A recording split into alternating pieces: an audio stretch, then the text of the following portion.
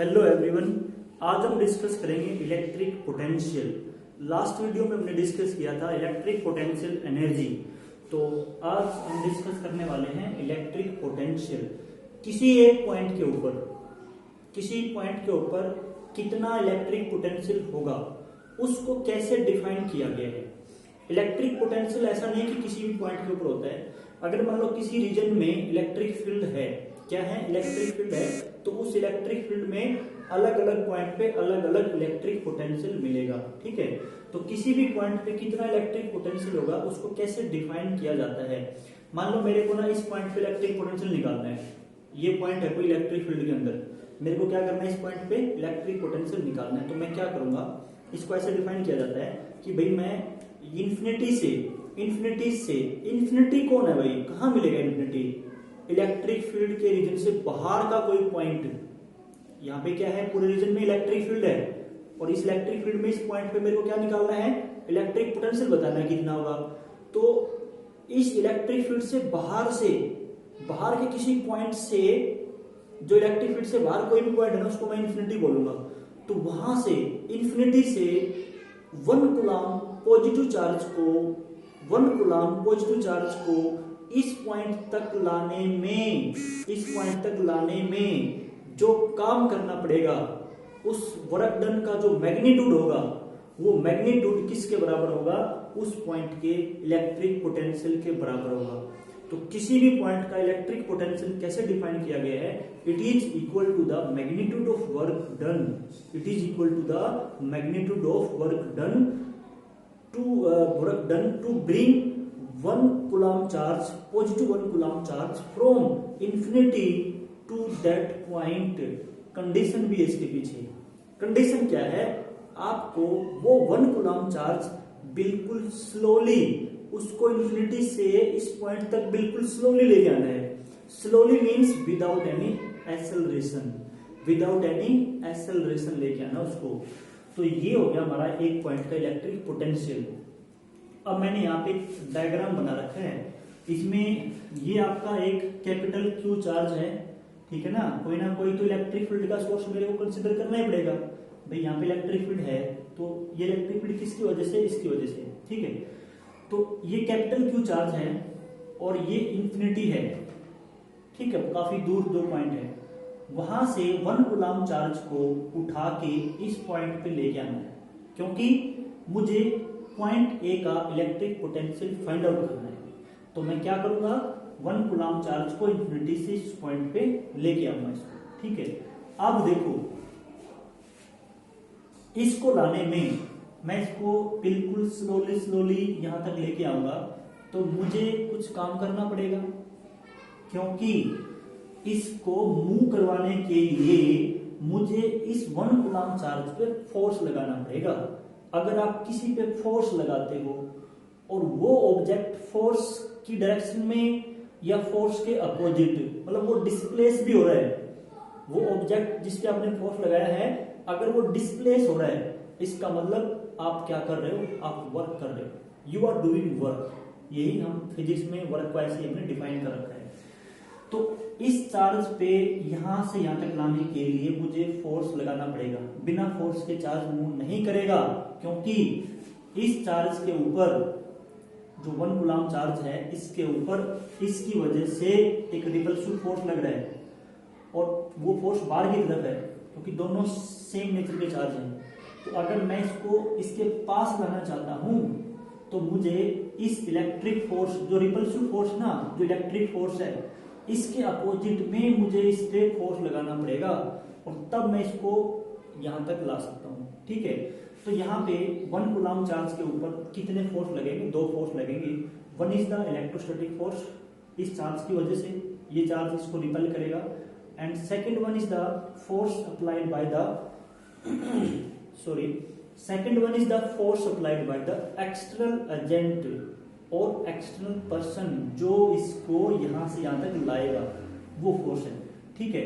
और दोनों फोर्स अगर बराबर हैं तो नेट फोर्स क्या हो जाएगा, चार्ज के ऊपर 0, नेट फोर्स क्या हो जाएगा 1 कूलम के ऊपर 0, और net force 0, it means acceleration क्या है, 0। एक्सेलरेशन 0 मींस चार्ज कैसे आएगा, स्लोली, वेरी वेरी स्लोली।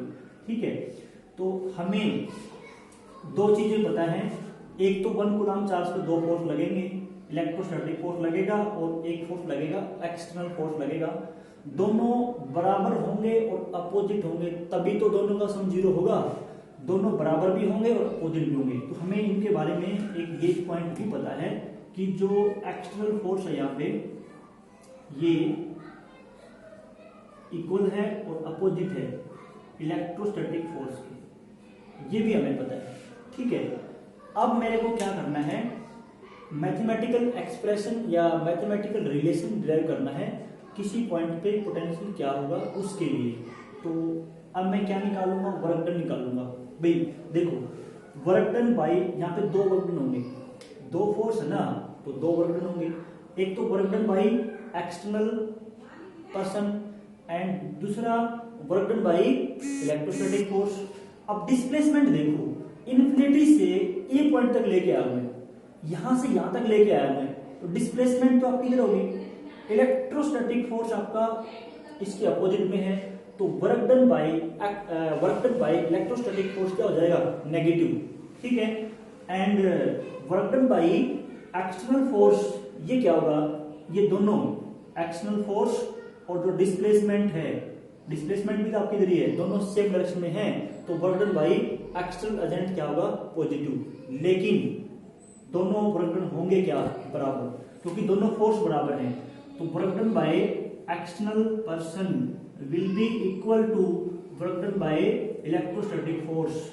दोनों का जो मैग्नीट्यूड होगा ना वो बराबर होगा, साइन अपोजिट होगा, इसका वर्क डन नेगेटिव होगा, इसका वर्क डन पॉजिटिव होगा, लेकिन दोनों का मैग्नीट्यूड क्या होगा, बराबर होगा। तो आप कोई भी वो निकाल लो, या तो work done by electrostatic force निकाल लो या work done by external agent निकाल लो, और वो किसके बराबर हो जाएगा, उस पॉइंट के पोटेंशियल के बराबर हो जाएगा। तो मैं यहाँ पे क्या कैलकुलेट करने वाला हूं, work done by electrostatic force, ये क्या होगा आपका, integration electrostatic force small displacement dr, दोनों का डॉट प्रोडक्ट। ठीक है, लिमिट लगा देंगे इसमें, आपकी लिमिट कहां से कहां लगाएंगे, देखो भाई मैं आपको एक चीज और लेके चल रहा हूं यहाँ पे। जब मैं इस 1 कूलम्ब चार्ज को इंफिनिटी से इस पॉइंट तक ला रहा था, तो अब ये जो चार्ज है ना 1 कूलम्ब, ये मान लो ये कहीं इन बिटवीन है, दोनों के इंफिनिटी के और ए के इन बिटवीन है कहीं पे। ठीक है, 1 कूलम्ब चार्ज, ये 1 कूलम्ब चार्ज जब यहाँ पे है तो इसकी जो पोजीशन है कैपिटल क्यू से, ये आपकी आर है। तो यहाँ पे 1 कूलम्ब चार्ज है ए और इंफिनिटी के बीच में, और यहां से डिस्टेंस कितनी है, आर है। तो इस टाइम यहां से अगर मैं अब इसको बिल्कुल माइन्यूट सा थोड़ा सा डिस्प्लेस करता हूं, कितना डिस्प्लेस किया, स्मॉल डी आर, यहां से यहां तक डिस्प्लेस किया, ये डिस्प्लेसमेंट मैंने कितनी मान ली, स्मॉल डी आर, तो वर्क डन कितना होगा यहां से यहां तक का, वो हो जाएगा एफ इंटू डी आर, ये हो जाएगा। लेकिन मेरे को सिर्फ यहां से यहां तक का वर्क नहीं निकालना, मेरे को तो इंफिनिटी से यहां तक का वर्क निकालना है। तो यहां से यहां तक का वर्क निकालना है, तो क्या कर दूंगा मैं, इंटीग्रेशन कर दूंगा और लिमिट लगा दूंगा। लिमिट क्या लगा दूंगा, देखो जब चार्ज यहां पे रखा हुआ था, +1 कूलम्ब जब यहां रखा हुआ था, तो Q से डिस्टेंस कितनी थी, इंफिनिटी, तो इंफिनिटी से, और ये जो है ये पोजीशन जो है यहाँ पे, ये मैं कुछ भी मान लेता हूँ, R1 मान लेता हूँ, R1।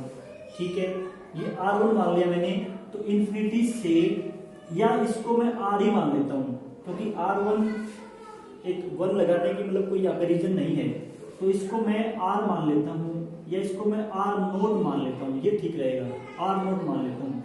तो इंफिनिटी से यहाँ से पोजीशन जाती है इनफाइनाइट, इनफाइनाइट से R0 पे लेके आना है, तो इनफाइनाइट से R0, ये लिमिट लग जाएगी।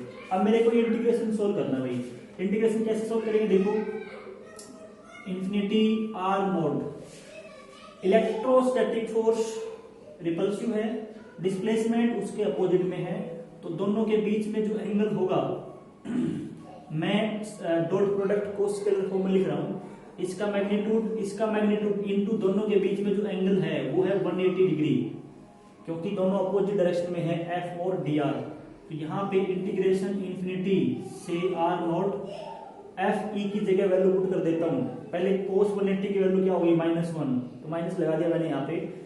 F E using Coulomb's law के क्यू और ये कितना है +1 कूलम्ब है अपॉन दोनों के बीच में सेपरेशन कितनी है यहाँ पे आर का स्क्वायर इनटू डी आर, ये हो जाएगा।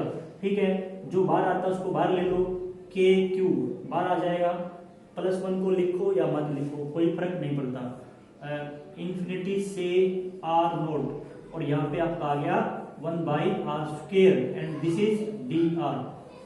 अब आपको इसका इंटीग्रेशन करना है।